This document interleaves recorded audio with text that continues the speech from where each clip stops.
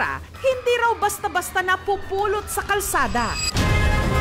Pero nitong alas 10 ng umaga ng Martes, sa kahabaan ng South Road property sa Cebu City, ng kwarta, ang mga tao kanya-kanyang pulot ng pera.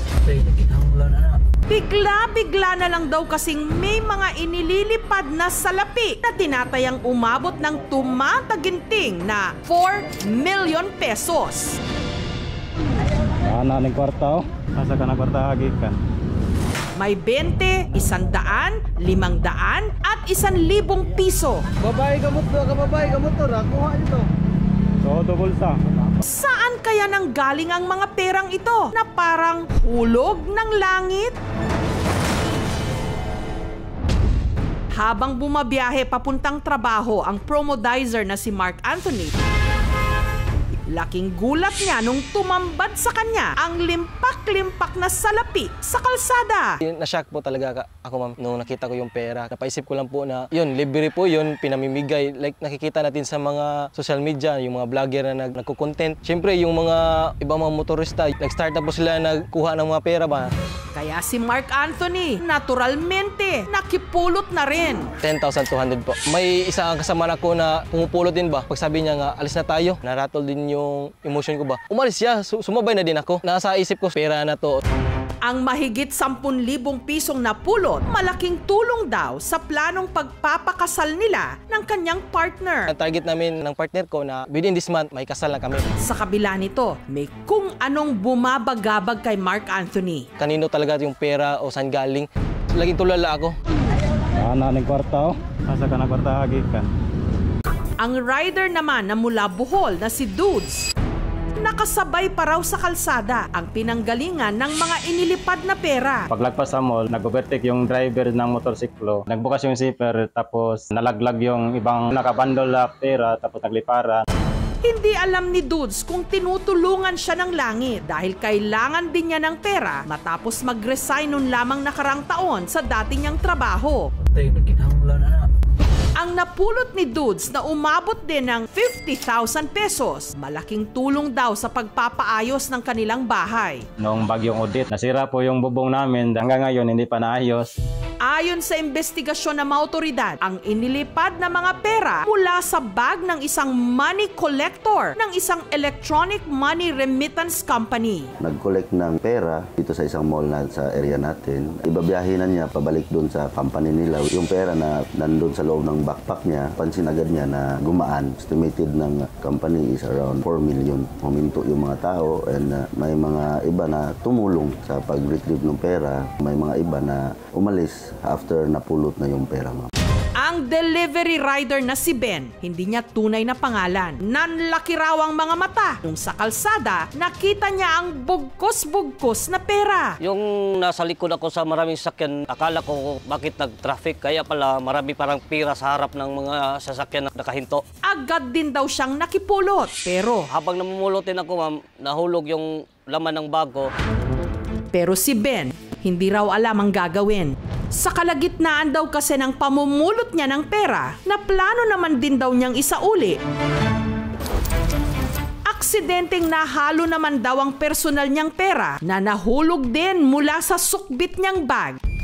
Hanggang ang lalaki na siya raw nakahulog ng mga inilipad na pera, binalikan na sila. Boss, maluoy mo, boss. Ang kumpanya daw na, boss. Ako dyan makatapala na, boss. Nakita niya, sabi niya, sa akin yan. Alam ko ba eh. Sabi niya, bakit ko daw kinuha? ng kwarta, asa ka na kwarta hagikan. Umulan ng pera sa kalsadang ito sa Cebu City nito lang Martes. Nung liparin ang perang nakasilid sa bag ng isang kolektor. Ang halaga nito, tinatayang aabot ng halos 4 million pesos. Gagamitin ko po ito sa bahay para maayos yung nasira noong bagyong Odette. Ang target namin ng partner ko na within this month, may kasal na kami. Ang kolektor na may-ari ng bag kung saan nagmula ang halos 4 million pesos cash na inilipad, lumutang para magkwento. Si alias Bok. Naibong ko nga, pagtanan ako sa side mirror, why nanonood niya? Na yung mga kwarta nga nang lupad-lupad, ganaana na ba? Niyunong ko, pag unong nako, kita nako, ako ang bagman, iboto na maday. Moto, diritso, okay lang na, diritso ko, niwayuton ko. Pagbabag nako, moto, di naman dyan ko kadool dito kay gipang tapukan sa mga tao. Nagmamakawa ma'am at nakaluhod. Parang umiyak na ma'am.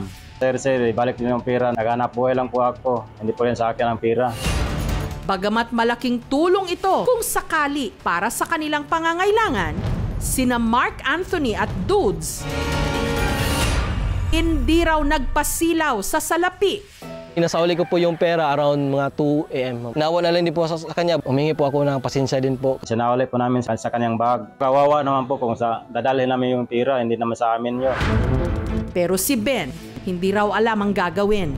Sa kalagitnaan daw kasi ng pamumulot niya ng pera, na plano naman din daw niyang isauli. Aksidenteng nahalo naman daw ang personal niyang pera na nahulog din mula sa sukbit niyang bag. Habang namumulotin ako, ma'am, nahulog yung laman ng bag ko. Nung napulot kong pira, nilagay ko sa box ng pira. Wala nga ako dala kahit piso doon sa kanyang pira niya. Sabi niya, sa akin yan. Alam ko ba eh. Sabi niya, bakit ko daw kinuha? Boss, maluoy mo, boss. Ang kumpanya daw na, boss. Ako dyan makatapalan na, boss.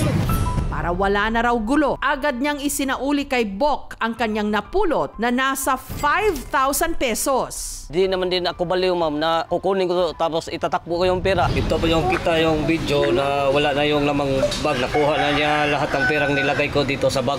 Babae ka motor, kuha nito. So, bulsa. Pina-follow up ng mga investigator natin na makapag-retrieve tayo ng additional footages pa. Yung isa sa possibility natin is ma-identify yung mga sasakyan para mas lalong mapadali yung pag-retrace natin.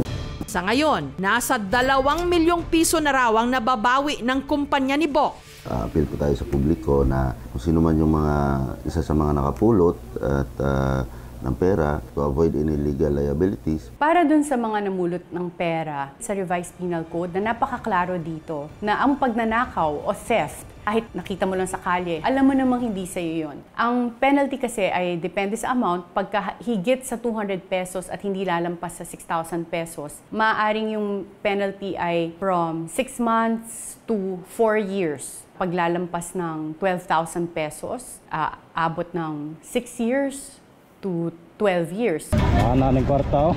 Pero nasa na kaya ang 2 milyong piso pa? Sinubukan din naming kuhanan ng panig ang kumpanya ni Bok, pero hindi sila sumagot sa aming paanyaya. Ito ay pera.